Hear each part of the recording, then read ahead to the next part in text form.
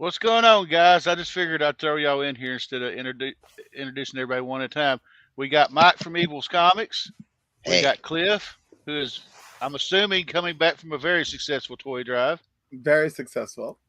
And all we right. got from across Was the that pond, today? yes. Yes. Oh, tremendous! And And it went from well. across the pond, from I Spot don't Edition, we know. got Talk about the DVS. toy thing. I don't, like. I'm always here. All right. Like the Right. okay, so I am like exhausted, obviously. Everyone killed it this year. We had over 6 boxes of toys. Let's just start with that, right? Because Good. most people noticed like the toys we had, the 2 boxes we had full in the middle of the room. Then that became 3 boxes. Then no one noticed the bags and bags of toys that we had surrounding it. And then of course towards the end it was over 6 boxes, and that's lovely. And we usually hit 6 boxes every year, so we went over that. Excellent. But the biggest success, thank you, Paul Rudd, because we got $105 for one of his movie posters, $100 for the second movie poster, and for the signed Ant-Man helmet, we got $450 in the silent auction. Yeah, that was awesome. So that That's was fantastic. that. But Yeah. the grand total between all of our silent auction items and all of our raffle ticket sales was $1,380. That is Tremendous.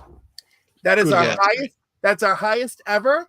And my local Ollie's only raised $1,158 the entire season for Toys for Tots, and we did $1,380 in one day.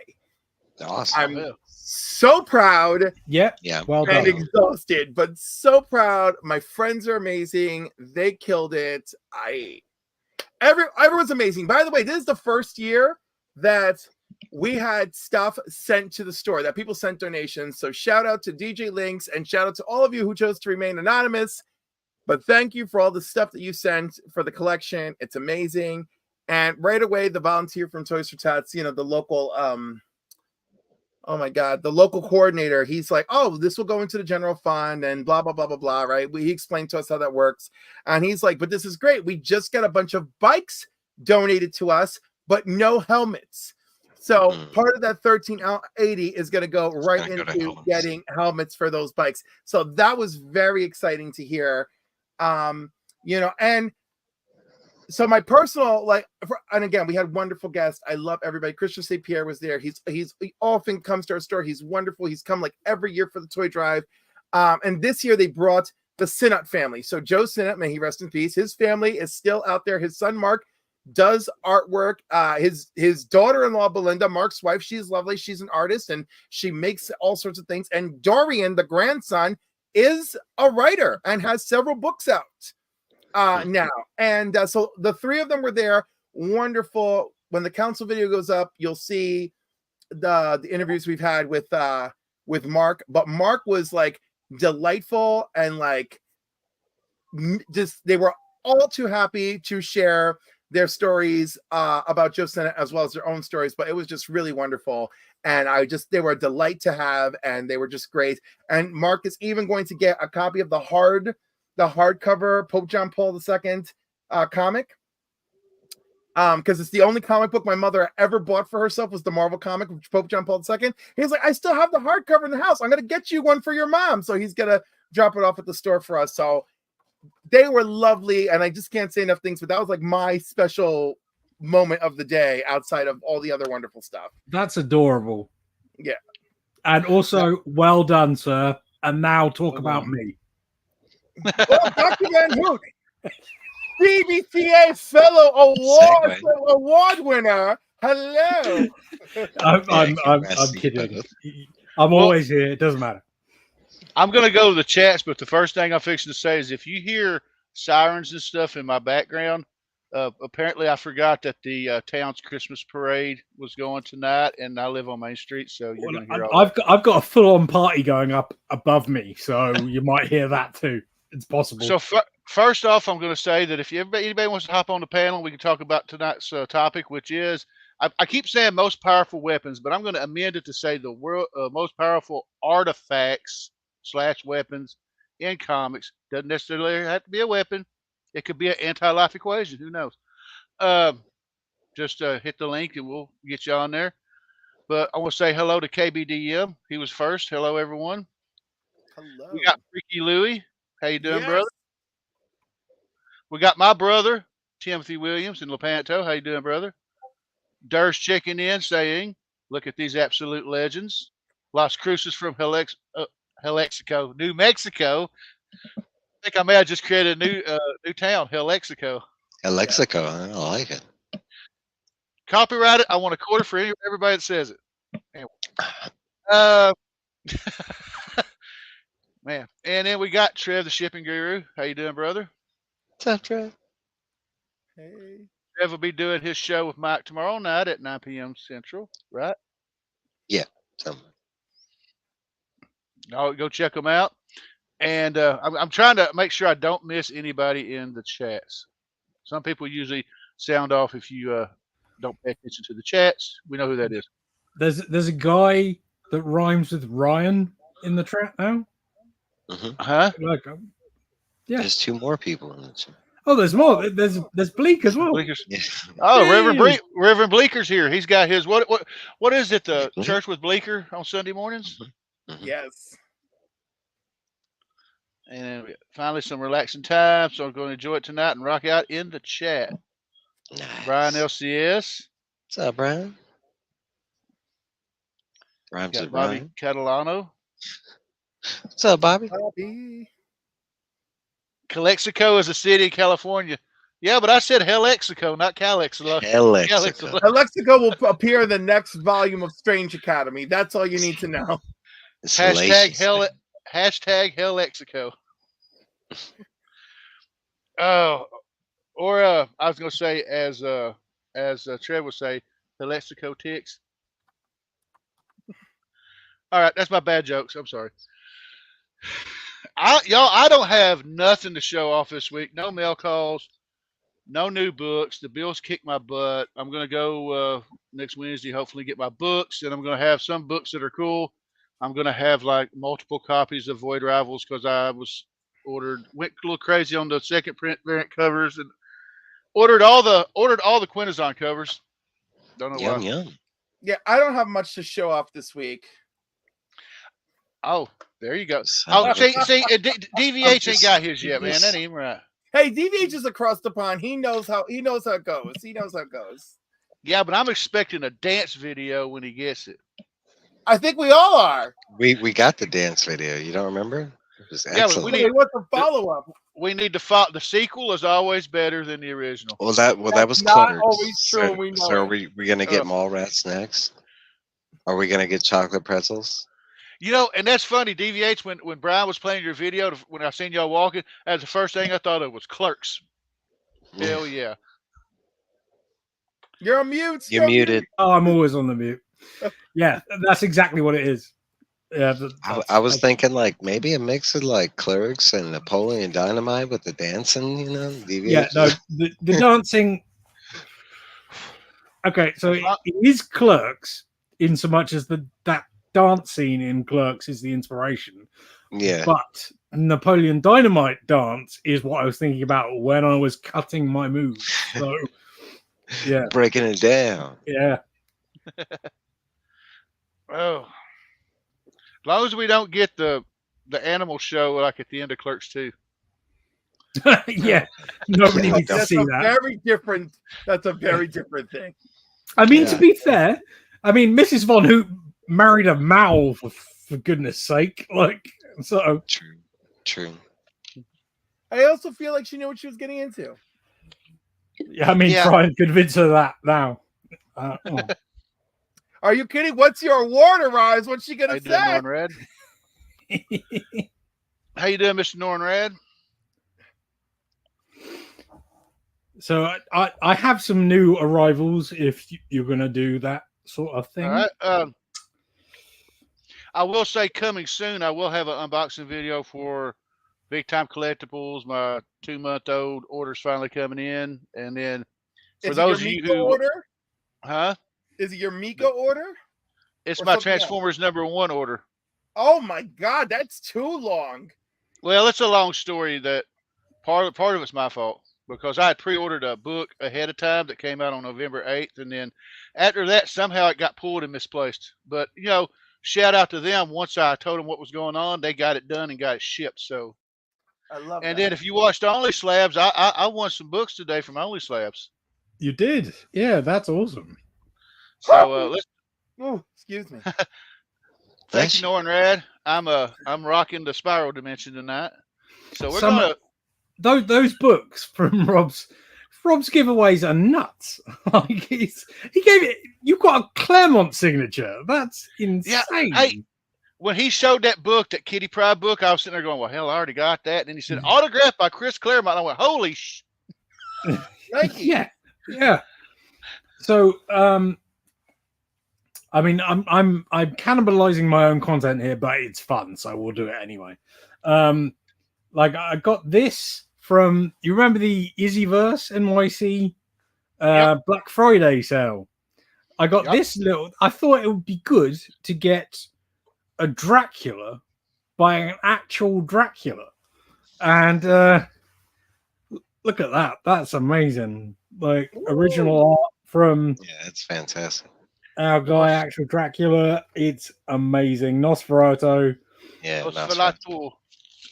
Very, very cool. I mean, he sent me through 4 different original art pieces when I only paid for 2. Like the guy's amazing. They're really cool, but like this is the one that is just this is what it's all about to me. Drac doing Drac. Awesome. Right. That is amazing. I love it. And then I've talked about this before, but I don't know whether I've talked about it here. But a good friend of mine, Chris Stratton, co-directed a movie called First Person Shooter, which is a documentary about first-person shooter video games. It's 4.5 hours long, and it's amazing. And the Blu-ray of it just arrived. It was the Kickstarter version of it, and it's really nice. It looks awesome. It's just a documentary on first-person shooters. Yeah, it's a documentary about the history of first-person shooters, and it's phenomenal. It's really, really good. You can get it at fpsdoc.com, I think. Just Google FPS doc. It's probably the best. But it's a phenomenal documentary with loads of really interesting little tidbits that you probably might not know. Like that's when I saw it, I was like, oh, I didn't know that. That's cool. And like he is a phenomenal editor as well. He edited the entire film and he's co-director because half the stuff was shot in the US, half the stuff was shot in the UK. He did the UK portion and he was the editor of the entire film. And it is phenomenally well done. So check this out if you fancy a bit of gaming doc, like, because it's really good. I've seen the doc, but I got the Blu-ray anyway because, well, A, it's my boy's thing, but also B, like 4.5 hours isn't enough. I need special features. so yeah, there's a bunch of special features on it too. And then I got some slabs in the post. Slabs in the post are always nice. They are. Oh God. Oh my. Look at the size of that stack. Yeah. So I got some stuff. I'm not going to bore. Changes. It's not some anymore. Yeah. I'm not going to bore you with everything, but there is. Are you most excited about? Well, it's not the ones from the bulk of it, but there's one that I had no idea I ordered. I mean, like it was in a different box and everything. Like I got the Wheeljack signed version of this apparently, and had no memory of buying it. I mean, none. Amazing, and a gorgeous bust as always. Yes, that has got to be one of the best slabs I've seen today. It is one of the best slabs. Yes, very much. I don't know if y'all caught me talking to Stephanie about her amazing bust, and of course I'm talking about her sculptures, and everyone lost it in the chat. I caught it. And well, there's two more. We'll do 2 more because these are cool. How you doing, C-Bizzle? So there's also this one. Nornrad gives it 2 out of 2 nips. Yeah, it is pretty. I like that. Yeah. cover. This is the metal version. It's a metal cover. And this is my long-term spec because it is the first appearance of Dynamite. Yeah, I remember you saying.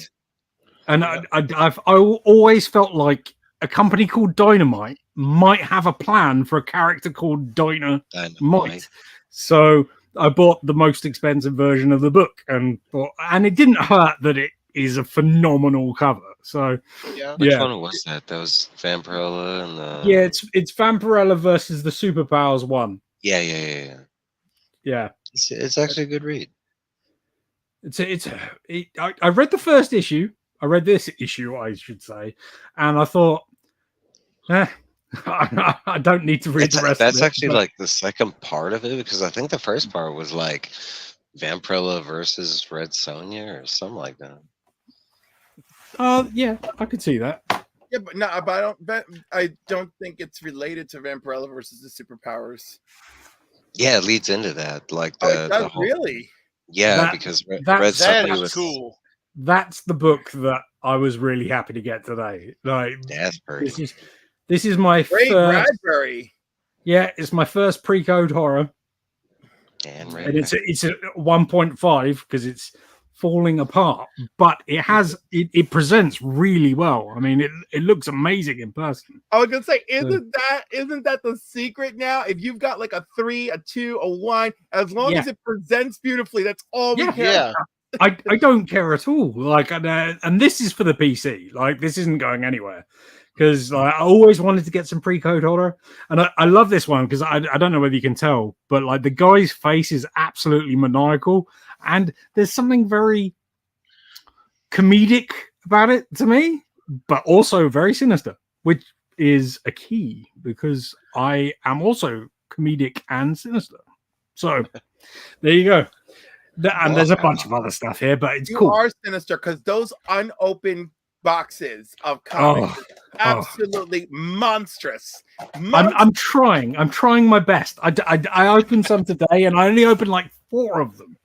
No, put in the. You know what? Big Lion Cat did a live stream yesterday where he was just opening stuff, and I was like, "This is how you do it, folks." Just like Big Lion Cat over here, just open them. I'm gonna give a shout out to Beckerman. Hey, fellas. Beckerman. And then Nornrad says, "Is his head smashed?" I guess he's referring to the cover. Yes. Well, it's an interesting cover as well because I've got one of the reprints of it, and this is a censored cover because the original version had a much bloodier version of the head, and they reprint the censored version. In the other, this is from 1953, and they must have censored it even then. Like, wow. Yes, his face is a pulp, as it were. Yeah, it's a little shattered. Yeah, I love this book. It's very cool. That is nice. Very nice. Very nice. Very. I mean, I can keep showing you books if you want, but we can move along. It's all good. Well, anybody got something y'all want to show off? I'm going to show off a couple books, but only because of what tomorrow is. I'm only going to show these 2 books off, and they're the same book, but tomorrow is the 32nd anniversary of the first appearance of the guy that broke Batman's back. I got a nice little 9.0 first print, and then I got a 6.0 second print. That's what I got. I'm a little bit blindsided that the second print is the 6.0. What's the difference between the 2 prints? Is there any visible? I think it's color. Maybe the color. To me, when I'm looking at them side by side, they're about the same, except for the second print under the price has a Roman numeral 2. Oh, okay, yeah. So that'll be it then. Yeah. And then, of course, the third has a Roman numeral 3. And then I don't know if they ever did a 4th print. I've got a first Doomsday, and I never paid. I mean, I have the original, of course, in another box. Yeah. But I got one in a prize package. I'm like, oh, this is neat. And I'm like, this cover looks funny. I'm like, shouldn't the top be all yellow? And then I look at underneath the numbers of Roman numeral 4, and I'm like, 4th printing of Doomsday's first appearance. Well, something that I've been learning, thanks to people like the Mint Hunter, is that some of those DC logo prints are worth a lot of cash. Oh yeah, the depending on DC book logo. and the grade. The DC Universe ones, particularly, Yeah. worth bucks. Toys I wonder R Us how- people are freaking ridiculous with that, though. They really are. Yeah. You know, It's not for me. I don't care at all. No, me like, neither. I mean, I care if I'm going to make a buck off of it, but I mean, otherwise, yeah. I lean towards first print if I'm buying for the PC. I just would like to get the first print of something, but otherwise, Well, what's up, aggressive? Oh, that's Cliff. What's up, aggressive? Relax. Hey, Well, see, I did the same thing when I was collecting I guess this would be my 4th set of the Death of Superman, because I had 3 sets before and sold them. I had a Green Lantern 46 that was a second print, but when I went to Conway, they had a first print in a dollar bin, so I said, hell with it. That was the last book I needed to have all first print, so I picked it up. So, I mean, I know Fanboy Prime, he started doing the DC Universe logo, and I think he completed his whole set of them. But it's a massive set. And don't quote me. I don't know if he completed it. He might be close to, I don't know. They are worth apparently quite a bit more, and it's a bit like the Mark Jewelers thing. Like, yeah, I don't care, but if I pick one up, I'll be quite happy about it. I mean, that's cool. Same. Like, I don't go after them, but if I ever find one, hey, surprise! See, I'm still trying to figure out how my Captain America 333, the one I still have since the day I bought it off the racks, in 1987. I bought it at a grocery store, but it's a Mart Jewelers. Ooh. Because usually the Mart Jewelers aren't they like more closer to like the military bases? yeah, and stuff like they're that? supposed to be. They were supposed to be sold on military bases. I mean, that's. But I where will they're say that supposed to be. back during that time in the 80s, I was 30 miles away from Edgar Air Force Base. It was an Air Force Base in Blytheville, Arkansas at the time. But I don't know. I mean, if it was a consecutive thing, I could say that maybe, but it didn't sound like it was. Probably just one time. Yeah, probably just a mishap in their delivery. Yeah. Like you just got lucky. They those were intended to go somewhere else, and they came to you. What's up, Coast Comic Claims? Hey, we can talk about hot dogs, man. I was tempted to ask Brian when I was on Brian's live show this morning. I was tempted to ask him about New York hot dogs. They're fantastic. Never had one, so I could stuff myself with New York hot dogs all day. They're no different. But Cliff, I could ask you. But in all seriousness, we have fabulous hot dogs. I don't care. We really do. They have a huge selection of hot dogs that you're not gonna see. But I mean, as far as them being like much different, no.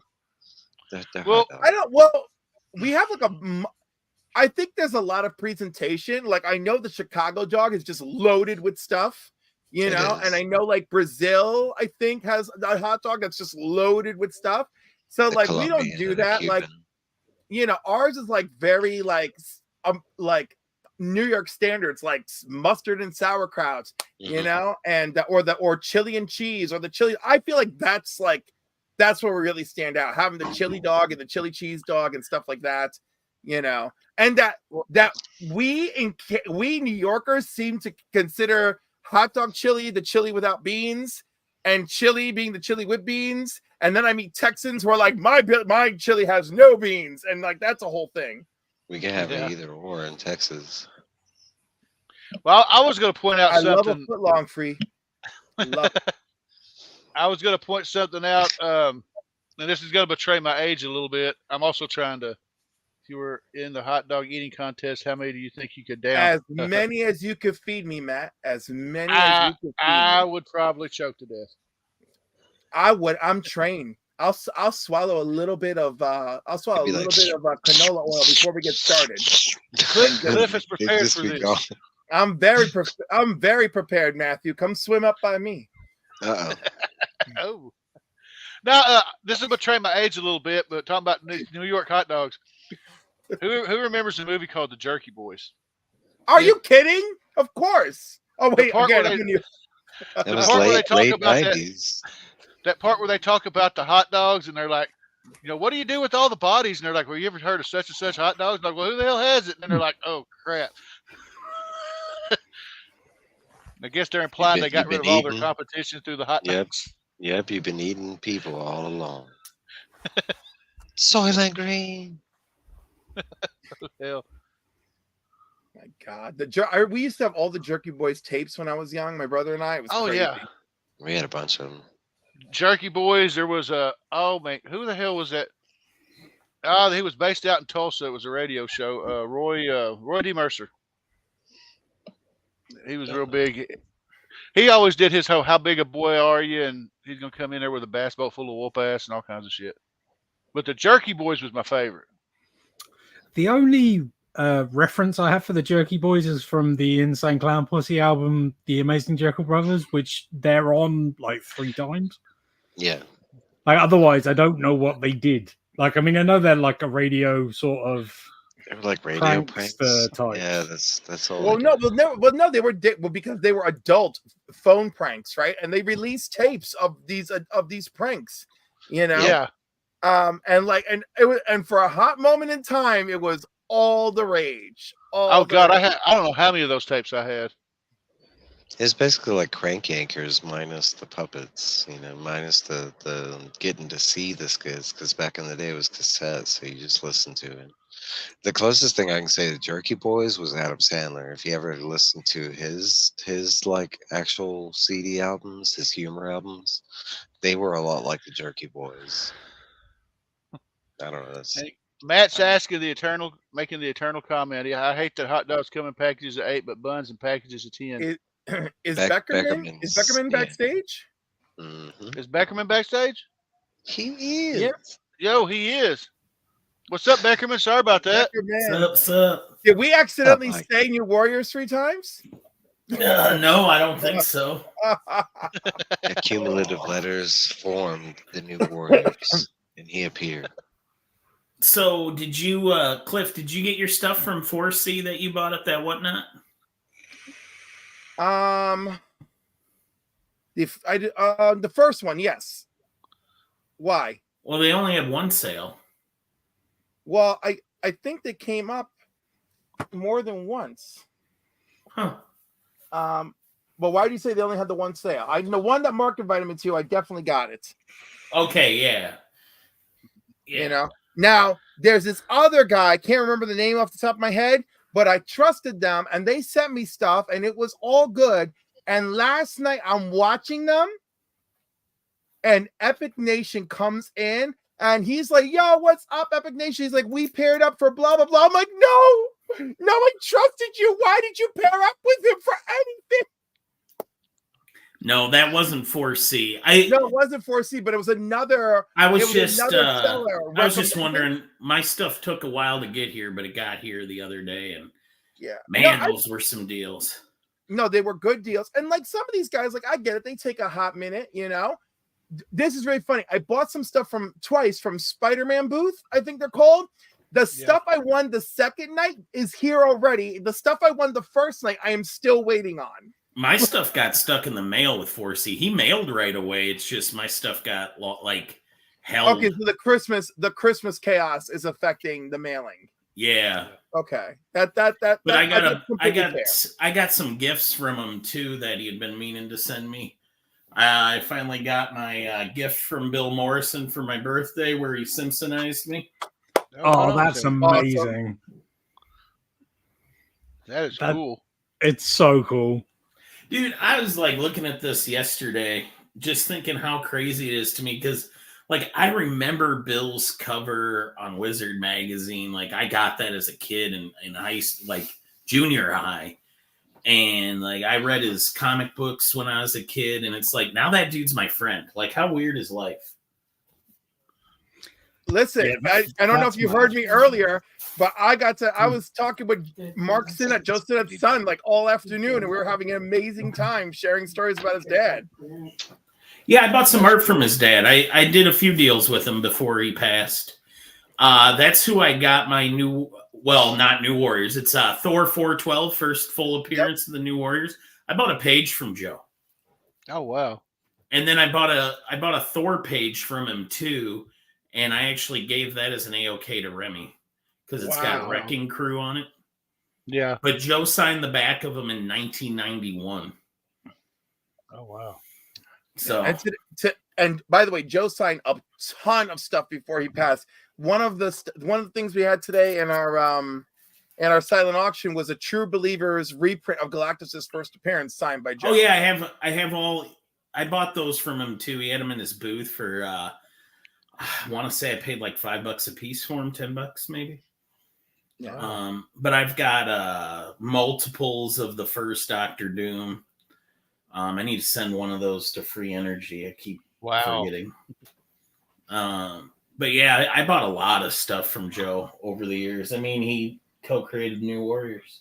Yes. Do you mean the reprint, or do you mean the original first reprint? I have an FF5 though. Yeah, but I just didn't pay $10 for it. Multiples of the first one. I was like, no, True Believer reprints. Yeah, okay.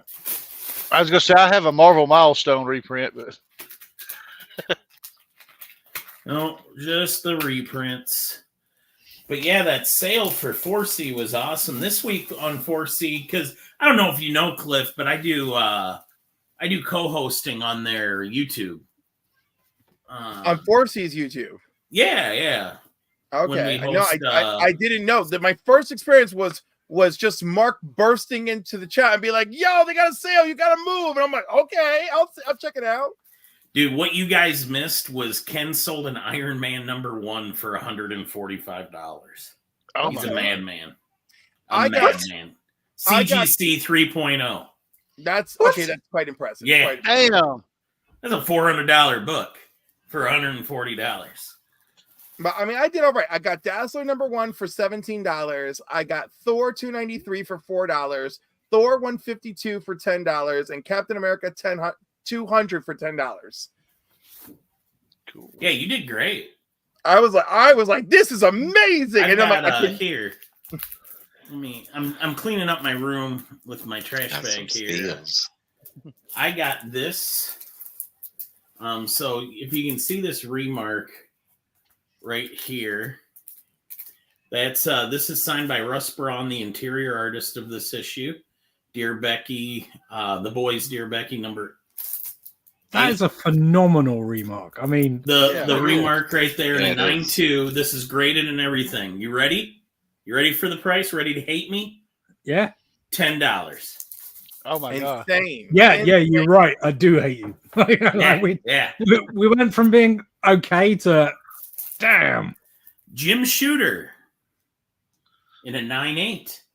If you tell me that was $10, then I'm leaving the stream. It was not. It was $55. That was good. I mean, Still a steal at $55. Oh, Bill Moore. Oh, Danhausen. I want the Danhausen. Like I do. I hate myself for wanting it so much. Signed by the cover artist and my pal Bill Morrison. It's so cool. That's my favorite of the Danhausen variant. Yes, Matt, we are crossing streams. We do I love a good stream crossing, Matt. There we go. The Killing Joke. $27. Steal. It's pretty good. I was gonna say, I feel like it's in a good realm. That's in the I didn't pay too much realm. $5. That's amazing. Oh, wow. Amazing. Steal. Yep. $20. Amazing. Super First steal. Death. Death, yes. And $10. Oh man. Excellent. It's pretty. That was some Black Friday madness. That's some good stuff. It's fantastic. Who am I? Who do I want to? Yeah, who's my person today?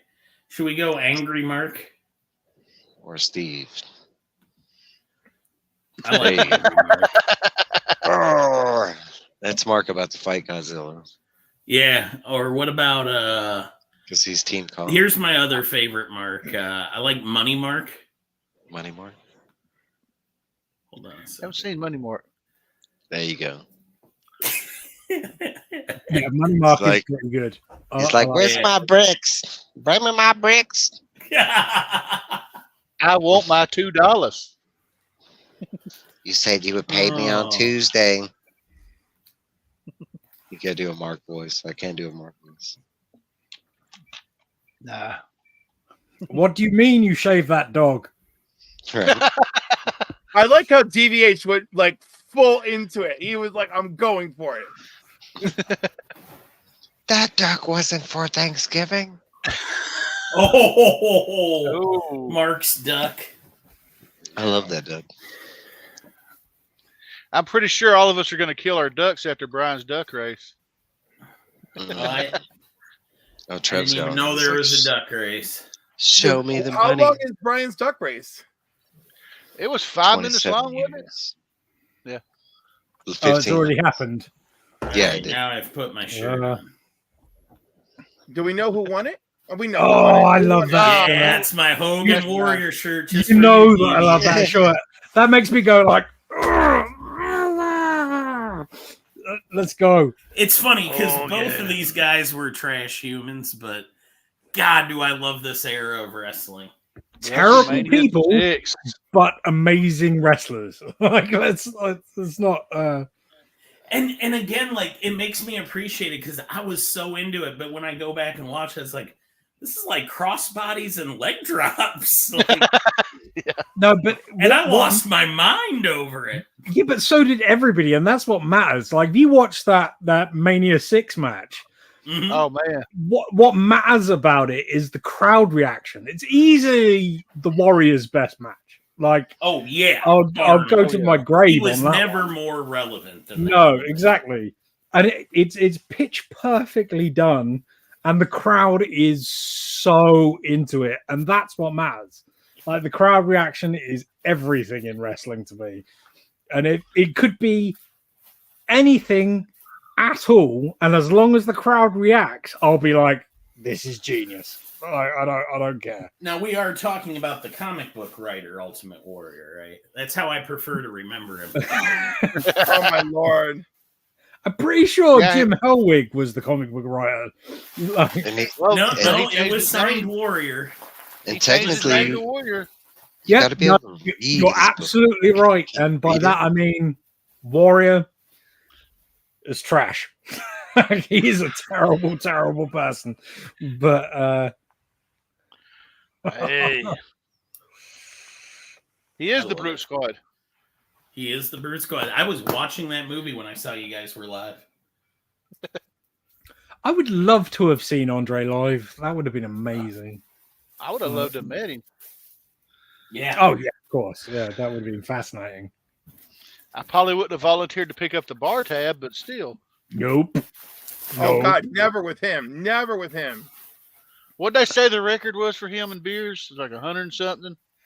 Something it's a crazy. Ridiculous sum. I also wouldn't ever volunteer to clean his bathtub. Yeah. If you know, you know. The waffle stomp. Yeah. But for a great guy that I hear that he is, to hear that he passed away alone is really sad. Yeah. I mean, that's wrestling, honestly. Yeah. Like it's not. Especially I gotta tell you, I again, they all die alone. As someone who's not a wrestling fan, I absolutely adore that series Young Rock, and I thought how they portrayed Andre was fantastic. Yeah, you know, that's interesting. I've never watched a single episode of Young Rock. I just never got around to it. I'd be. He's not. There's one episode because he's always telling stories from his past, right? There's one episode that's literally an origin story for everyone who meant something to his family when he was a kid, right? Yeah. And I like that one, and of course they introduce each character, and it's like one of them is like young Andre, and so he's like tall and French and youthful and handsome, and like I love that. There's another time where they're dealing with the guy who was doing promos against his grandmother, like he was stealing wrestlers away from his grandmother, and Andre went to the bar with this guy and then told the guy, "Oh, buy me drinks and we'll discuss me coming to work for you. And then he just drank the guy under the table. And if you believe these stories, Cliff, I have several bridges to sell you. Well, no, I mean, like, I think No, The Rock is a fantastic guy and his family are fantastic people. Just ask him, he'll tell you. Yeah, he will. No. Well, he's not a shameless self-promoter at all. He does not. They do not. I mean, he did not shy away from his grandmother being the Iron Woman. He did not shy away from that. He made her a lot more relevant than she ever was. Let's face it. I mean, the Polynesian territory was not significant. I mean, it was in a very small space. Like it's in Polynesia. Right. Yeah. Well, no, the stories are relevant to him and that sector. Would you have rated it as the number 5 territory? Oh, no. I wouldn't have rated it very high at all. And the thing is, like, I'm a viewer who doesn't number 6. follow. Like, you know what I mean? But like, I know I'm watching the show through his lens, right? And he does do some blatant cover up. Right? Like he'll say, like, my father was not always the greatest, blah, blah, blah. Right. Anyhow, I think it's very nice. Y'all should give it a shot. It's interesting. I'm intrigued. Like I've never heard anything about it. Like, and I've not been that interested either. But I do like wrestling stories, and I also do know a lot of wrestling stories. So I wonder how they line up with real life or my interpretation. They don't. Is the spoiler alert. So you've watched it. Like, I'm aware of enough of the episode. I've seen maybe 3 episodes, and it is through severely rose-tinted glasses. You know, yeah, but when everything The Rock does is on purpose. He's very methodically making sure his family's legacy means way more than it ever actually did. Absolutely, but. You've watched enough shoot interviews and you've watched enough radio interviews and you watch enough or listen to enough podcasts to know that wrestlers always overdo it when they're recording a thing. So you just need a vague interpretation of what happened for it to be entertaining. Like DVH, the first episode of the entire series is about overdoing it, is about overselling it, is about the public perception. I mean, so like I'm not like fooled by like how it is, but don't think I wasn't Googling stuff because his grandmother, though not entirely as relevant as like you're saying, Beckerman, but also she was quite ruthless. She had the reputation of a ruthless person. So absolutely. Yeah. And like she's on live television, she's telling the FBI to go kill themselves, and they use that in the show. I thought that was great.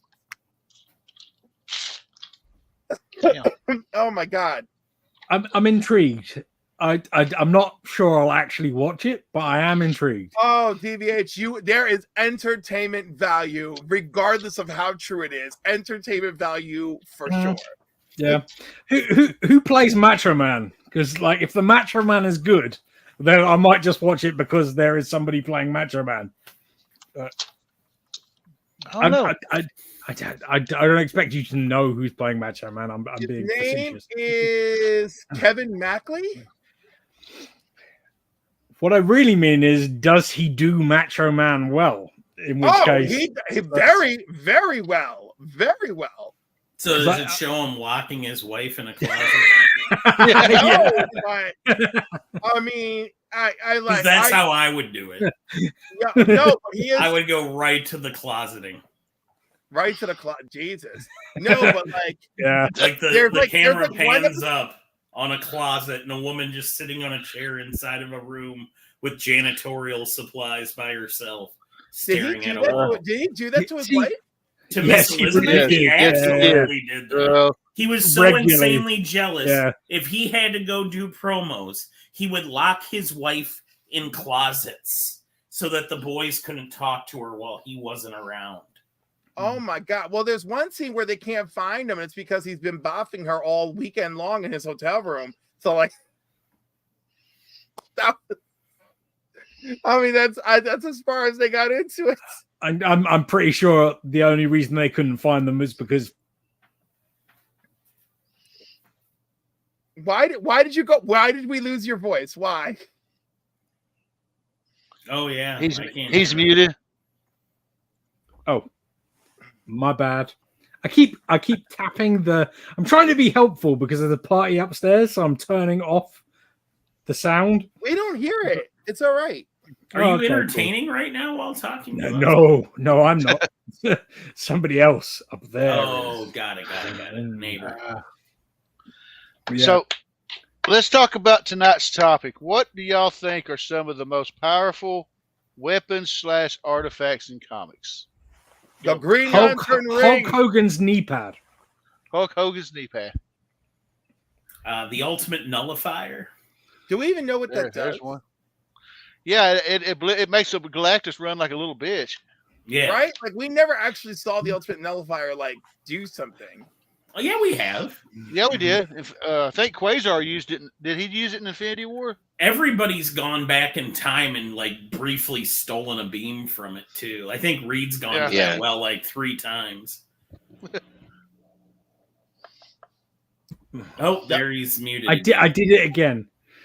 My favorite is Mjolnir. Like it's a wonderful weapon. Like the whole being worthy thing is a really fun thing to play with, and also it's cool because it's a hammer. Like, but is it the best? I don't know. Loves his hammer. I mean, the best of the best is the Infinity Gauntlet. Right? Because if you have it, you can with all the stones. With all the stones, of course, yes. I think the ultimate nullifier still takes it out. It literally nullifies anything from existence. Yeah, it does. Yeah, but can't you remove the ultimate nullifier from existence by having the gauntlets? Unless the ultimate nullifier gets you first. Yeah, they're both reality bending. Yeah, so I put them on par. I mean, the only thing that can stop you is the living tribunal. True. I was gonna say the living tribunal pass a judgment to make them not work. When Adam Warlock was getting goofy with the gauntlet, the living tribunal's like, you got to give it up. You got to share the gems. You can't. He's like, it's like you started moving around dinosaur bones. He goes, what? That was fun. They're like, no, you can't just do that for fun. You know better, Adam. Like, I thought that was great. Also, Drax swallows the power gem. Yes. Yeah. And I think Pip the Troll had one of the stones in his toes. On his butt. Yeah, I was just saying, are we going to discuss up his butt? Did he keister? Yeah. No, over his butt. Over his butt. Yeah. It's on top of above his butt crack. Yeah. I was going to touch on what Couch and Slouchin said. He says, yeah, number 1, ultimate nullifier. Number 2, almost anything that is made from adamantium, with the exception, I'm probably going to get it wrong, but wasn't there a sword from Japan called the Muramasa or something that could cut adamantium or something like that? Yeah. Yeah. Because what's the question again? Greatest fictional weapons? It was just greatest. Whatever. Yeah, greatest weapons or artifacts from comics. From comics. Because if we're doing wrestling, Irish whip. The Irish whip. Yeah, it really failed me when I was a kid. Have you ever heard that story? I got my first fight and I thought the Irish whip was real. So like I grabbed the kid's arm and I tried to like make him run. It didn't work. And it didn't work. And you're like, crap. That's true. That actually happened. Yeah, I grabbed Jeff Adams by the arm and pulled it, and he didn't go anywhere. And pretty good. Yep. I do think a Motherbox and a Fatherbox would rank very high.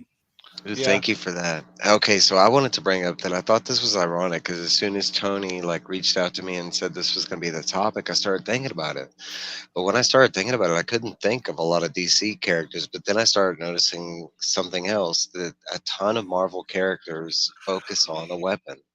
Like Thor, you take Mjolnir away from Thor, he's just basically a run-of-the-mill god. Not any greater than any other god out there. But then it's like you got Iron Man in his suit, you have Black Panther, and he's got like, I want to say the claws and the adamant, no, but I started, I was actually physically trying to think of a lot of DC, and besides like the lasso of truth and the Green Lantern rings and the many rings, you could say that, or you could say the helmet of Dr. Fate.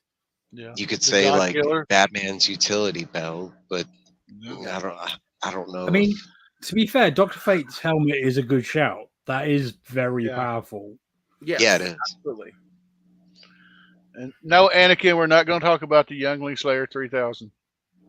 And Captain America's weapon is not just the shield. His most powerful weapon is the symbol behind the shield. And I was telling Tony that because it's not just that he represents this. No, he's got the whole backing of the U.S. government. At supposedly at one point. Not when he was Nomad. So yeah. I guess it comes and goes. Or the captain, but he had T'Challa backing him up when he was the captain. Yeah, and T'Challa still has superhuman ability without the claws, as Spider-Man does without his web shooters. Most powerful though, Motherbox is a good one because I want to say I don't know. You think Motherbox and Fatherbox, they can almost take on the helmet. I'm gonna mention one that I know very little about, but I just see it pop up every now and again, and that's the Mobius chair. The Mobius chair would be extremely powerful. It's basically like time travel, but then you can travel to other dimensions. But right, you can travel time, space, and stop and observe. I mean, Metron is a mofo with that thing. Yeah, but I mean, he's beat so easily. Yeah. Well, I mentioned this. Was it Mike? Did I mention this to you in the Instagram chat? I talked to somebody a few days ago. How many people's heard of the Sword of Superman? I have. Yeah, you were talking to me about it. We had to look it up. Yeah, I gotta actually find that comic. It was pretty interesting. I'm intrigued. It was an annual, I believe, right? Yeah. It's actually come up multiple times, and supposedly the backstory was it has been there since the beginning of time, and all it was a sword that's been somehow forged by time. And way back in the day, like at the beginning of time, it had the Superman symbol on the sword. Because if you look at the sword, it's kind of basic. Okay, as soon as it was created, it took off towards us now. Because supposedly Superman needed it at this precise moment. So it was created millions of years ago. And as soon as it was created, it took off in time to make it to Superman, so he was able to use it against this magic wielding guy. I don't know. Do we know who created it? No, I don't think they. Yeah, I don't think there's. The character is called King Cosmos, who created it. It allegedly, and I was gonna say, Cliff could correct me if I'm wrong, but it allegedly links Superman to creation or something like that, and then he used it and threw it away. He just threw it away, and that was a test. Well, see if he'd throw it away.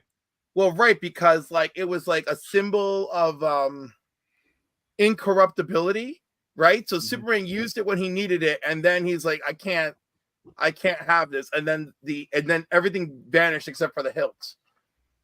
But I swear it's an annual. We'll recover, the end of that. But when we were talking about it, it has multiple appearances throughout comics. It's brought up. I think they were trying to weave it into a couple stories before they actually used it. So it didn't just come out of nowhere, kind of thing. Yeah. Because the way it comes up in that issue, I read that, and it's it literally. There's no mention of it 2 panels before. And by the way, Mark Waid did use it recently in Batman versus Robin. Oh, really? Yeah, it was actually it appeared, or it's mentioned in issue number 1. No, I don't know if I. But it's so funny because of course Mark Waid would go there. Hey, Rich. Well, until I did Deathstroke's thing, I'd never heard of the God Killer. Now I got to go find that series. God Killer sword. Yeah. There's a few swords that are referenced as a God Killer. That's a little annoying. But I got to tell you, as far as powerful weapons, I know if I got that freaking Star Sapphire ring, I would be an absolute nightmare to deal with. Absolutely. Any one of the rings, because they're all because basic. It's gotta be based on your emotional charge. Yeah, who doesn't have less amounts of hope? I'm not great at willpower, but I have lots of passion, and that would be devastating with that ring. Devastating. Yeah. So if there's a sloth ring, I got you all covered. Right. I was gonna say Norn Rad mentioned the Necro Sword, or what they call the All Black. Yeah. My apathy is like overwhelming. I could definitely charge a ring with that. What would your slogan be? I'm in the bed. You know, it's time. I got up for this. Yeah. Your oath. This all reeks of effort. I want to go home. Lazy No, laziness. I have a Hey, question, Gary B. Tony. Go ahead. So Go ahead.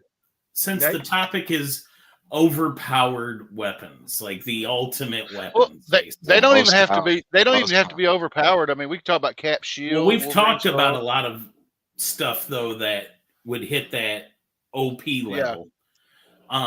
Is that lazy writing?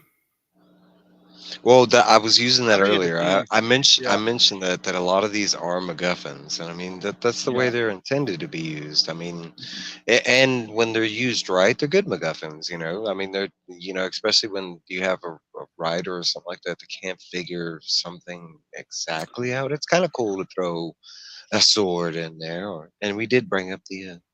I mean, the trouble always comes when you can't write yourself out of it.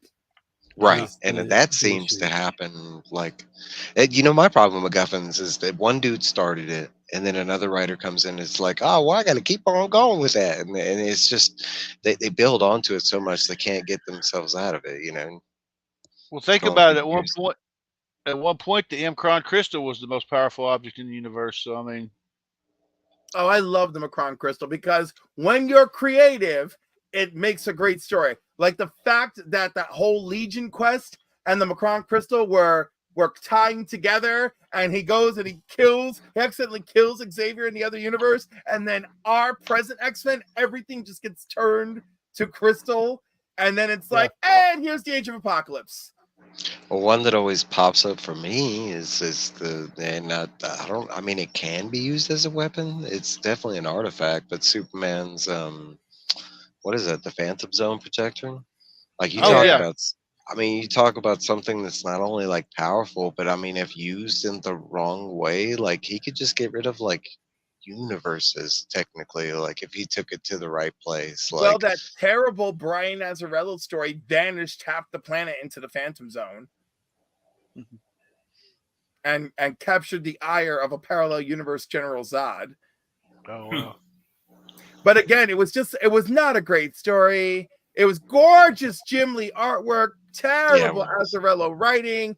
Azzarello did a great Lex Luthor story. I'll give him that. But oh my God, the Phantom Zone story was just bad. There's a great fight with Wonder Woman in the middle of it, but it's just bad. Trying to think. And you had like it hasn't been brought up yet, but the Nth Metal, you got Hot Girls Maze, but they've used it in storylines past that. So I'm gonna use the weapon that I prefer. Batmantium pisses me off so much. Well, you had Batman Who Laughs Batarang, which was Nth Metal, and it was infected with his blood. So anything that it touched, like it automatically infected and turned to one of his. I thought that was like, I mean, you talk about a weapon that's ultimately. I mean, he beat Darkseid with it. He beat Supergirl. Yeah, he killed Martian Manhattan. Like, I mean, the list goes on. I was actually trying to come up with some weapons or artifacts that are not DC or Marvel, and the only ones I came up with was Spawn Symbiote and the Witchblade. What about the lightsaber? Oh yeah, and I guess the Youngling Slayer 3000. What about the Spear of Longinus?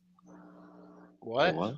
The spear that stabbed Jesus Christ. That actually. Oh, whoa! The Spear of Destiny. Hitler went. Yeah, the Spear of Destiny. Right, but it's Longinus is the soldier, right?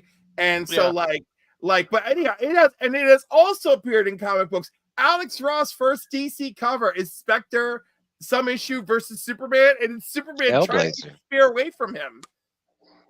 Well, I like how everyone calls it the Spear of Destiny. I pointed this out to Trev when I was doing my facts for the Doctor Doom spotlight, and I found that fact that Doctor Doom had splinters of what they called the True Cross in his armor. Mm-hmm. It's supposed to be the cross that Christ was crucified on. And I was like, wait a minute, I never heard of that before. He's protected. That's because you gotta be a bold ass writer to touch on some of that stuff. You know, it's like there's an episode of Legends of Tomorrow, and that DVH is on mute again. There's a episode of Legends of Tomorrow, and they're talking about time travel, and like we can't go back to the crucifixion of Christ. I'm like, who even asked this question, Legends? Who was even asking? That's a fixed point in time story. No, I mean, you can't do that stuff now, but you could have done it like 20 years ago, and nobody would have really worried about it. Now they let Mel Gibson make The Passion of the Christ. Come on, man. Exactly. Like, well, can we be clear that he did not have his hottest controversy until after he filmed that movie? Well, yeah. But still, like, I mean, he was a comedian and like a half an action star up until that point. Like, it wasn't somebody that I would think to make a serious movie a comedian. I'm intrigued. I'm intrigued how you came to that conclusion. Well, Lethal Weapon, that's why I said action / No, I know, but comedian, like Lethal Weapon, like he's the most serious thing in Lethal Weapon. All his movies are like that. He's never like been a serious action. The thing is, Mad Max, man. But like he did become like he started becoming a real director. What was the first one he directed? It was he's done some good movies. He did what's it called? He did Apocalypto. Yeah, Apocalypto. Yeah. He did. If somebody can, I've never read God Country. I've never read God Country or Crossover, but what Cole mentioned, the Valifax. Yep. Yeah, the Valifax one. Yep, and it made an appearance in Crossover, and like that part was dope. There's a whole bunch of web. Actually, in indies, outside of comic books, we could go Beowulf's Vorpal sword. Hell, we could even mention Excalibur. The original. Well, I was thinking the glaive from Kroll. That's one of my favorite weapons. Oh yeah, I forgot about that. Or Norrad's gonna love this, but Roland's his two pistols that he uses. Do you want to hear something crazy? When I heard there's all sorts of crazy stuff, right? But when I was introduced to the Legend of King Arthur and the sword Excalibur through Catholic school, right? Can you imagine what the Catholic spin on that story was? Did they have the balls to call it a myth? No, they kind of no. We were led to believe that it was part of history. Real. And basically, that God chose him to pull that sword. And now when I look back, I was like, why? We'll just take anything and Catholicize it and just try to make it work. I was like, seriously? Like, that's insane. Yes. It's just I think I think he touched base and like a whole bunch of places across the world, not just, Saxon. Wow. Yeah, that's mad. My brother mentioned Frostmourne, and I'm assuming that's World of Warcraft. Is that your legit brother? Yeah. Oh wow, that's so cool. Yeah, I've got three brothers. Roland's pistols were made from the sword of Excalibur. And I'm gonna make a really bad quote, but since we're talking about Excalibur, we all know that watery tarts throwing swords at you is no basis for a political system. Classic. I don't want to breeze past the fact that your poor mother had 4 of you. There are 4 of you. You've got 3 brothers. Well, I have brothers. I have one brother from the same mother, then I have 2 brothers from different mothers. I see. That's much more manageable. Yeah. Yeah, my folks divorced when I was like little. So I mean, I'm trying to think. Yeah, I mean, Gary B is saying magic as a weapon, but I feel like magic is more of a talent, of a skill, of a cultivated ability. Yeah, because I was kind of thinking about like Vanish and stuff like that, and they use magic and stuff, but it's not really like. I mean, that's like Spawn's magic. Yeah, it's like you could argue that the symbiote was a weapon for Peter, as opposed to being a life form. Whereas when he's Venom, it's different. That Weapon X. If we're gonna get into organic weaponry, then we've got Doomsday. Yeah. But we've also got Swamp Thing as well. Like, yeah. I mean, like if they technically, if you is a could weapon. use them, if you could use them as a weapon, I think it fits though, and you can in comics you can easily control. I was gonna say I'm gonna touch on what Gary said about magic and mention the Eye of Amagado. But that's a magical item. That's right? that's an item. Right. You don't have to be skilled in magic to possess the item and do something with it, right? Well, that's true. You know, like I don't have to be skilled to put on the helmet of Dr. Fate. I'm probably giving up my soul when I do it, but I don't have to be skilled to use it. Okay, Cole. Using sex criminals. That is okay. Also okay, I've never heard of the Nexus of Reality, Gary. Man-Thing is a Nexus creature, as is Wanda Maximoff, the Scarlet Witch. Ah. But because that's such a powerful thing, usually most writers don't know how to approach it. Hot dog on the show. All right, who we got here? Is that Matt? It's Matt. That's Matt. It's Bebe all day. You can tell by that wiener. He's got the hot dog and his LCS well, it doesn't look firm, so I'll give Matt a chance. Currently, Matt wins for Adonis hips. It's a national. It's all those steroids he's on. He doesn't get hard. See, I've not heard of that movie, but I didn't know that was his directorial debut. It might be. Man Without a Face. It didn't do too well. He didn't want bite of your coward. I don't know who he's talking about.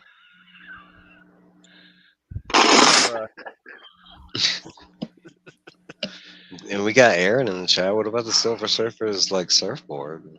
But that's part of him. Well, being a herald, a herald for Galactus. Herald of Galactus, but the board is part of him. Fire Lord's whatever you call that thing, that's part of Fire Lord. If you disarm them, that thing it'll come back to them. Silver Surfer once pulled the board right out of his chest in a comic. Well, we got video game like Link with the Master Sword. Yeah. I'm distracted by the hot dog in the corner. Yeah, keep going, guys. I'm really impressed by the way you can continue. Are you kidding? Please, he could whip up the real wiener, and I'd still be like, "Well, here we are." He's trying to get somebody to bite the hot dog. He's like, I'll bite it, all right. Come on. It's making me weirdly hungry, though. Which blade? Why didn't you let Matt in here? Because it's fun. That's okay. Matt knows if he comes to New York, I'm going to show him a real good time. It smells like hot dogs. I don't care what kind of hot dogs you're cooking. It's got a specific smell. Oh yeah, magic. Here we sword. Go. No. Magic sword. Is that the dark sword, or is it just? No, it does have a name, and that's whoever owns it is the owner of Limbo. I forget what that sword's called. NASCAR sucks, and Florida is a trash state. That's a weapon for a Florida man. There right? he is. Now NASCAR. Hey, at least he's not trashing Spawn comics right now. The council joined us to say what a great wiener slapping me. Hey, council. What do you think? Don't take it personal. This is for my benefit, just so you know. Well, does he know we can see his face? It's entirely for everybody's benefit. Back out. He's like, "Damn, you don't get to own this, Cliff. I get to enjoy it too." To own it. DVH, are you That's really we enjoying can it see as your well? elbow, man. Yeah, this is fantastic entertainment. No, it's fantastic entertainment, but all Matt is doing is warming me up for a nice encounter. You know, I'm gonna cook so good for that man. He's gonna have the best steak he ever had, and then I'm gonna feast on his steak, and it's gonna be great. Okay. That took a really specific turn. Yeah, I know. I was like, at the end. I've been in that thread. I know what you're talking about. I'm very entertained by it. Yeah, the two Mats are very high on my dinner and dessert list. And that's Matt from Principal and this Matt. And they couldn't be more different, but you know, they both make me laugh, and that's very This Matt's hairline is like it's very important. I understand. Look at that forehead too. I don't care about that forehead. Have you seen his hips? His hips are delicious. Delicious. His hips make a perfect V, telling you there's a treasure waiting All for we you. can see is the hot dog. Yeah, I'm not. That's okay. Yeah. That's what his hips are telling you. Yo, his hips are telling me that. His hips speak volumes to me. Volumes. And that video of him getting splashed in the face, that just tells me I'm in for a really good time. You know? He's got Like, he's He's got stamina. He broke his wiener. That's okay. His fucked wiener up. is broken. You fucked up. Cialis, baby. I got Cialis. We got this. We got this. And he's gone. Oh, he left. Let's get over him. Well, I want to welcome y'all probably to the last episode of End of the Comiverse because I'm probably going to be banned. No, you're gonna blow up. You know how well glizzies do. Matt's hips don't lie. They don't. Matt's hips tell a story. I want to say hello to Cali Comics, Phil Ailing. Phil, find me on Instagram and DM me. You won a prize the other night from me. I like how like Cliff's talking is just shouting. Yeah, I don't think I could follow the Oscar Mayer segment. Mike Cliff's talking is just. I'm Puerto Rican. Why do people not understand? I know. I just like how you yell talk. Yeah. To be fair, it is one of my favorite things about you. Like it's like here's Cliff describing his dinner. I had green beans. Yeah. They were pressed green beans, by the way. They were there delicious. you go. They were pressed green beans. There was a risotto and some chicken. It was really good. And I want to be clear on this. I prefer it this way. Like I wouldn't take it any other way. I love Cliff the way he is. Me too. Thank you. Very loud. Gary, have a good night, brother. Sorry, Jill. My wife just came Your running wife. in to see what She was like, "Are you okay?" Hi, Jill. I'm sorry. I'm a loud Puerto Rican Canadian boy. Boy, Well, you really are a unicorn. it's a new song. Gay, Latino, Canadian, queer. I mean, I got everything. Did you just get tired of checking boxes at some point? Yeah, he did. He named off too. Fabulous. I even got 1% Ashkenazi on there. I was thrilled. Ashkenazi. Yes, that's right. Sephardic Jewish blood, and I knew it too because of those pirate ships. No one believes me about the pirate ship. Are we learning today? I didn't even know that I wasn't supposed to believe you. I have no idea what you're talking about. He just told me not to. I'm really excited by the pirate ships. That's amazing. So you do know about the Jews that were lost looking for a home. They traveled the desert. They ended up speaking a lot of Spanish. So at one point, for safety, they were just paying pirates to transport them, and they were just living off these pirate ships, right? And they were like all over the West Indies and the Caribbean. And like every time they stopped to go use the bathhouses or whatever, well, guess what? They could not wait to get it on with the locals. So, and again, I am paraphrasing heavily. Please feel free to fact check me. This is not like a perfect, but it is a generalization. This stuff did happen, right? By the way, Beckerman, that is now my official. That's my official. What do you call it? My official statement is gonna be like, feel free to fact check me. Yeah. Cliff made the cardinal sin of having a trivia show and being wrong. I was slightly wrong about something, and like you found good updated information. But the other thing I want you to know, no, I didn't find it. I already knew it. Okay, good for you. Oh. He fact checked me to be sure. But the second one, the pronunciation thing, you have to give me a break. I have a sore on the back of my tongue, dude, and I've been messing up words recently, and I was so hurt. I was like, but I have a tongue sore. Love Dax. I don't even remember that part. To be fair, though, I love the way Beckerman goes after Izzy for the way he pronounced McFarlane. So yeah, we need some level of Beckerman going after people mispronouncing stuff. Yeah. Oh, listen, because the McFarlane thing is. I was like, but like when he said, by the way, you mispronounced, and I was like, oh my god, I have a tongue sore.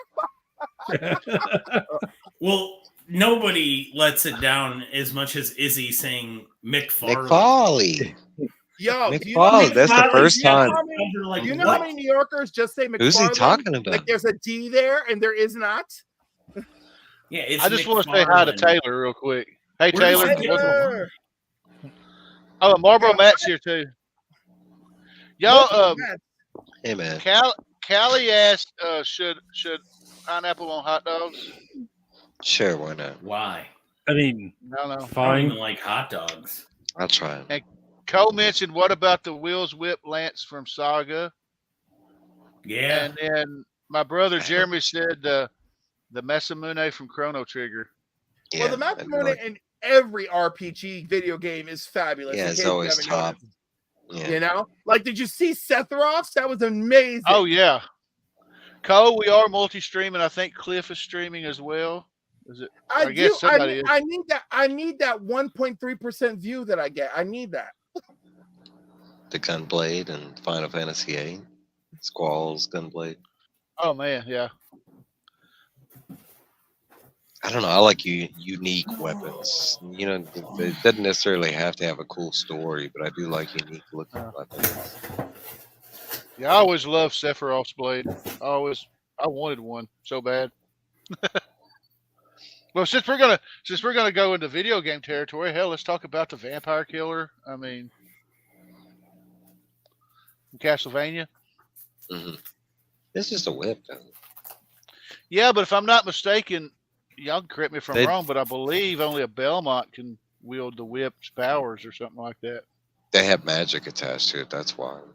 Yeah. But yeah, I would say, like, I mean, because it does have different attributes. So you could say Samus's arm cannon, because technically it's a different part of her suit. Yeah. And it was touched on earlier. Was it Mike or you or somebody mentioned Link's Master Sword? Ooh, me. Me. Yeah. A Master Sword. Mario's Fire Flower. Yo, how about Mario's star from Super Mario Brothers? That the star that makes you super invulnerable? Just super and just super amazing. Because when him and his brother used it in that movie, that was the ultimate power. Do. Well, we can't forget about the Tanuki suit, you know. Yeah. Yeah, but it's not the ultimate power. You know? What? I mean, Mario and Luigi touched that star, and all of a sudden they were cosmic powered Mario and Luigi. It was amazing. What was the one where you could push your buttons, you turn into a statue? That was the Tanuki suit. Was that the Tanuki suit? Okay. Yeah, it was like a raccoon, and then when you press the button, he turned into a statue, and it looked like I mean, you couldn't be harmed by enemies. That was in Super Mario Brothers 3. Yeah. I forgot about the stone ability. We'll get more into video games next week because that's going to be our top focus is classic video games. I'm still thinking about comics. Yeah, I kind of got off base on the comics. I was trying to think. I gotta tell you, I mean, I love the rings. Was it you, Mike, that said something about the Jokerfish? Yeah, Jokerfish, and it's ironic. That's a big weapon that's been like in play lately. It's been flipping through the multiverse. And I know Aaron, he said that, you know, Joker's flower, but we were talking about most powerful, and I don't know. Oh, the blue beetle. Yeah. Yeah. That one's very powerful. The Astro Harness that the new gods use. Yeah. The chains from Dark Crisis. What? I didn't read Dark Crisis. Cliff loves that. It's garbage. Cliff loves that series. It's his favorite series. Anything that has Crisis at the end of it that's not Final Crisis. No, I dislike Final Crisis. I hate Heroes in Crisis. I super hate Dark Crisis. I think that's my order of hatred. I hope. Heroes in Crisis was pretty dirty, man. It was bad. That was mean. That was dirty and mean, and then Dark Crisis was just awful. So, are there any weapons or artifacts that they probably should have never created? Wait, we're Pandora's still box. talking. Can we go back to Powerful real quick? I wanted to bring Yeah. up Night Yeah, let's do Thrasher's that. skateboard with the switchblade in it. Oh, That's hell not yeah. powerful. Get out of here. That's not powerful. Yes, Well, it we might is. as well bring up Dude, Super Night Pro's Thrasher? armor. Remy's got Well, one. I guess the bad guys that he's taking out, right? They would say that it's Yo, pretty powerful. Wonder Woman's armor, like we completely skipped that. That's incredibly powerful. I said the lasso of truth. No, the Lasso of Truth is great, but her What about armor, the we just invisible forget about that. airplane? Yeah. Oh, Is that yeah, a weapon or a invisible- vehicle? it's both, and it's actually It's in some both. stories it's, It's a both. sentient Well, creature. You never see the a creature. Batmobile, the Batplane, the Batjet. Yeah, but the bat stuff doesn't come to you when you think about it. Wonder Woman's are telepathic. What about the bat shark repellent spray? Yeah. Oh, now I prefer the bat catapult. My favorite. screw mode it. of travel. Batman is the only weapon you need. That's it. I mean, Yeah, you throw anything out there, we have a winner. it's gotta The the answer is most Batman. powerful, the most powerful No. weapon in I comic like the universe. bat catapult because The there's bat this catapult. episode that I really center on in the old Batman 66 show where Robin and Batman have to get downtown very quickly to stop, I believe it's the Penguins men. And the bat catapult goes off with a big twang, and they go rocketing through the air to downtown. And all of a sudden, like, you cut over to Burgess Meredith and his crew, and you can hear the twang again. And one of the hoods goes, "That sounded like the bat catapult." Okay, if you've been involved in crime long enough that you can identify the sound bat of the weapons. bat catapult, it's time to hang them up, dude. You've been right? in this It's like, too long. if you know the sound of what's coming, you need to get out. Twang, Well, I oh mean, God, it's the bat catapult. Well, granted, in that universe, all he would usually do is like dance him down and tie him up. So I mean, like, it's not like they had much to fear. So they probably ran into his weird. I love how everyone describes Batman 66 as gay erotica. I'm so glad that it wasn't just me. It was fun What? growing up. I'll say, Yeah, I'm gonna that's the way. first time, Batman's all I've- about Down the and lock ladies them in that up. show. Come on. right? That's the first time I've heard it described that way. But I'll let it slide, okay? I'm Because gonna Adam save West the most, was the ultimate ladies' man. I'm, Yeah, gonna, that I'm, might gonna, be I'm true. gonna save the most deadly maneuver for last. I'm with Cliff in so much as I think it's pretty clear Yeah, the it way was. that show slants. Like it's pretty. No. What did they call that that thing that they came up with in the Batman movie where they molecularized all the diplomats? The dehydrator thing? Yeah. Oh my Yeah. God, I forgot the name of it.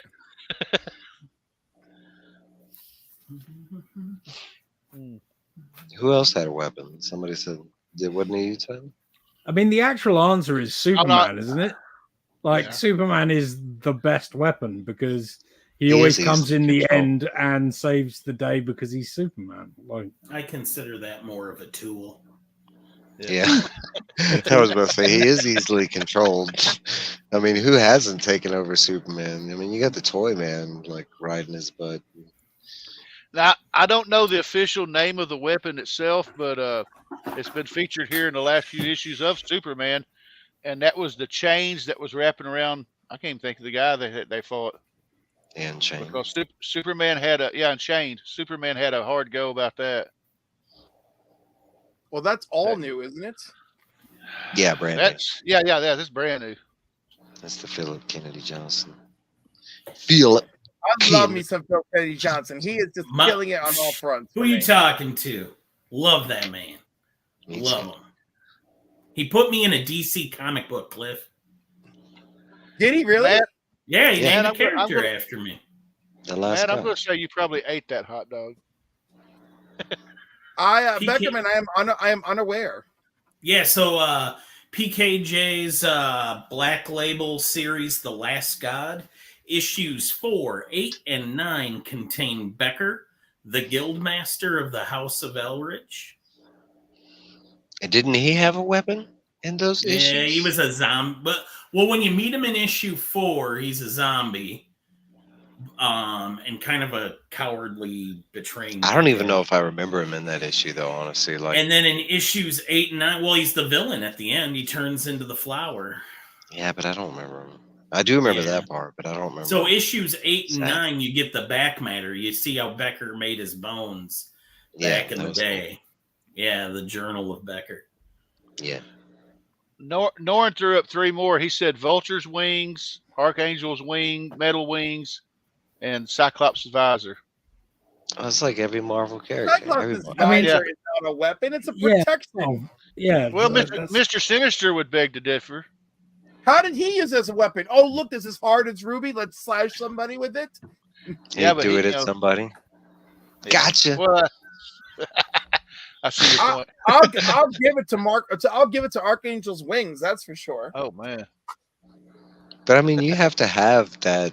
Like, I mean, Archangel was the weapon, and what really is wings? Because if you don't have wings, it's not like you could run over there, pick them up, and like. And he literally became a mindless weapon at times. Yeah, Gambit too. Right? Currently, he's a mindless weapon. They got him again. Yeah, at the beginning of Dark X-Men. Well, I was gonna say, Mike mentioned Gambit. I mean, Gambit's a weapon because he charged a dude's clothes and kicked him out of a window. Yeah. He's based off of a John Malkovich. We are not going to be those people, because if we agree that all mutants are weapons, the next thing you know, we're freaking putting collars on their neck, and we're not Genosha. We're not. Isn't that the timeline though? And I have goes in that direction. I have a question for Cliff. Here's Becker's trivia. Since there's 2 Mikes, I won't call myself Mike. That's right. Gambit is based off of what movie character? Ooh. Shit. Movie character. Mm-hmm. Claremont has been on the record many times where he got the idea to make Gambit. I don't even know this, and I love Gambit. John Malkovich's character from Dangerous Liaisons. Fuck, man, I wasn't gonna get that, and I think I've seen Dangerous Liaisons. Yeah, I have, and I don't even. I'm adding Dangerous Liaisons to my watch list.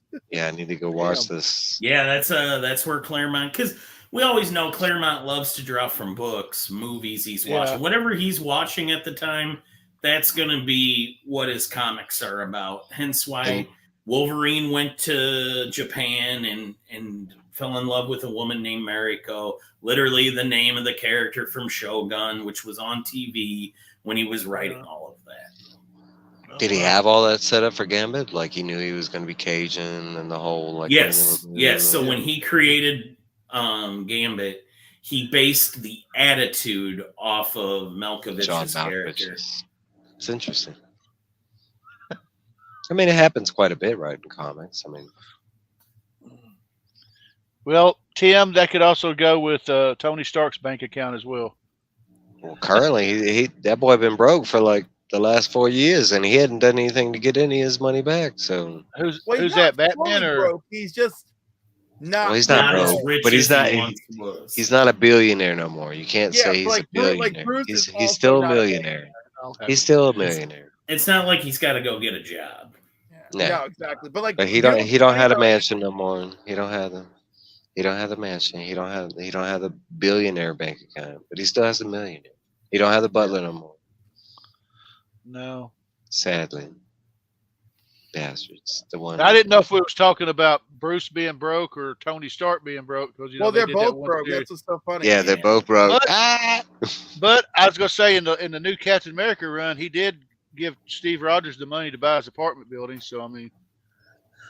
That's how you know it's all fiction, because in real life, billionaires don't lose their money. Exactly. No, they just get other people to put the money out. Yeah, they're too big to fail. But, well, guys, we're hitting the I'm going to hop over to... Oh my God! Well, Please give Spidey my love. I'm just too tired to do anything else tonight.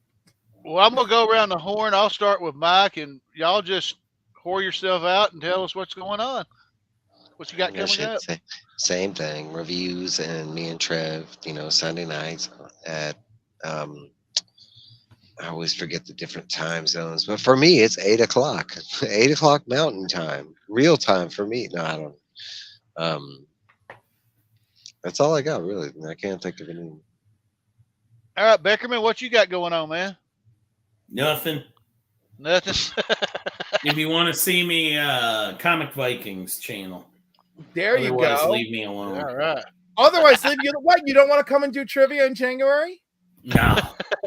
You don't? Not really. Oh my! Do you know how? Isn't your show on really late? It's on Tuesdays. No. Typically 8 Eastern Standard Time, as long as there's no problems. Yeah, it's 9:00 in the Central Time Zone. That's 9 for you. Not some wild teenager that stays up all night. Would you say 9? Go to bed at 8:30, man. Yo, Mark is gonna be so disappointed. So disappointed. He already knew my answer. I told him the same thing. You did? Then why the hell did he tell me to ask you anyway? Did he think because it's Mark. That's how he gets his way. God. Is he bludgeons everyone into. So ultimately, I'll see you in January because Mark is gonna bludgeon us until I see you in January. Potentially, that could be a possibility. I'm not ruling it out. He makes me do a lot of things I don't want to do. Great. So you can see Beckerman and me together in January. And you can see me on the Council of Comics Sundays at 5 p.m. where we do our box office and movie reviews. And guess what? I can't remember what movie we're watching this week. I gotta go look it up. And I gotta watch it. And then on Mondays at 8 p.m., come win a duck in our duck race for the end of the month. And we do our keys, we do our hot topics, etc. Tuesdays we film New Comic Book Day, which technically helped win us that award, yay! And then you see that play out on Wednesdays. Tuesday nights at 8 p.m. I'm trying to stick with Cliff's Crisis Quest, so let's Eastern Standard Time, Tony. So let's try to make that. Wait, hold on. What? So it's 8 Eastern. 8 o'clock. Okay. 8 o'clock Eastern. All right, and hopefully we'll have a roll on that, and that'll be great. And because right now Mark is kicking everyone's butt in trivia. Yeah. And then hey, I'm there somewhere. Oh my God, who am I anymore? I got all these boxes to unbox and stuff. I'm turning into DVH over here. It's okay. I think that's it for now. All right, DVH, what you got coming up, man? To be fair to me, we don't get many mystery boxes over here. So, I figure if I just leave everything in the hall, it'll sort of be a mystery box by the time I open it. Right. Yeah, that's the way it works. Hey, dude, I love your Wrestle Crate stuff because I'm like, man. I love the Wrestle Crate is really cool. Like, that's one of my favorite things that we get to do. Mainly because Badger loves it as well, because she's well into wrestling. So, yeah, it's always loads of fun. I'll have a video up on Monday for sure. I might have a video up on Friday. It just depends on whether I can get it edited and stuff like that. And then I'll be on Triple G's channel on Saturday. And then I'll be right here with Tony. And that's that. We love joining Tony. Yeah, I'm back to needing to find somebody for my butt again, by the way, but continue. I'm sorry. For your what? My butt waxing from C3. Oh, yeah, not your channel. I'll stick with Chris the Comic Vet. So before I talk about what I'm going to be doing this week, I got to talk about the greatest weapon in the world. Because we all know now, thanks to the CBC Awards, that Star-Lord doesn't have a chance against the Maldance. Hashtag Maldance.